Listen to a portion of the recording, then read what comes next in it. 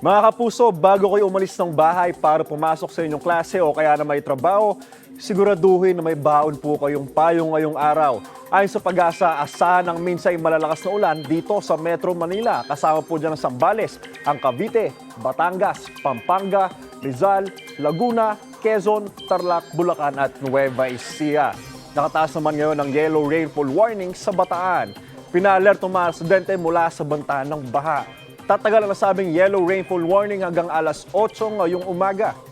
Ang masamang panahon na yan ay epekto ng bagyong Jenny at ng inahatak nitong hanging habagat.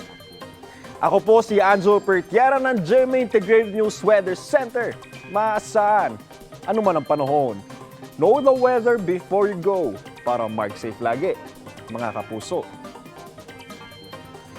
Mga kapuso, know the weather before you go at mag-subscribe na sa GMA Integrated News sa YouTube. Para sa mga kapuso natin sa abroad, bisitahin ang GMA Pinoy TV at www.gmanews.tv.